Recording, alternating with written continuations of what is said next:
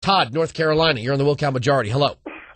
Hey, if you did away with the Department of Education, a lot of teachers' salaries would be affected. I mean, that money, it's not that much really. $600 million per state per year. North Carolina teachers would lose $3,500 a year. Okay, Todd, let me ask you this. Why would the money go from North Carolina to the federal government to come back to North Carolina? Why wouldn't it just stay in North Carolina? The Department of Education said it has a budget. I mean, why does it have a budget? You didn't have some state. Hold on. Why does who gave the federal government the authority to create these standards? Okay, well, because we're a union. We're all together. You need one central area that. So the states are no longer the laboratory of. So why isn't there a federal university system? Well, I'm not sure. So you don't know.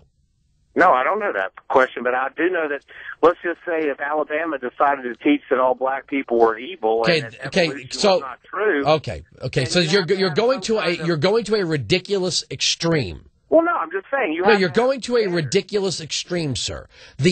So the federal standard is the best, and you're comparing it to what? I'm not saying it's best or worse, but there have to be standards. So why do we allow politicians to send their own children to private school?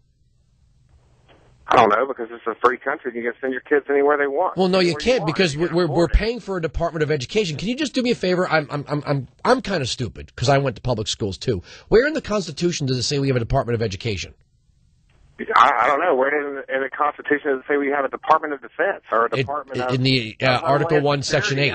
Article 1, Section 8, sir. It says right there in the Constitution, the federal government's job is to raise and support armies and navies. That's a enumerated power of the Congress. Right, because Homeland Security is not an army or a navy. Where does it say in the Constitution that we have to be a police state? Okay, Nowhere. Okay, so I don't think we should be a police state. Yeah, but we are. Look at what... Okay, but what you called it about education. You lost the debate on education. Now you're transferring to another subject of conversation. Either you want to talk about education or you don't.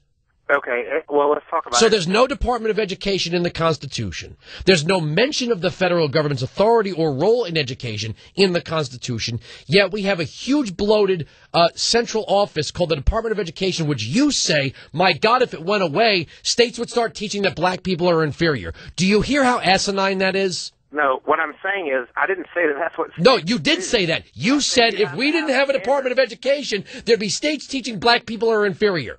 No, I said, what if a state started doing that?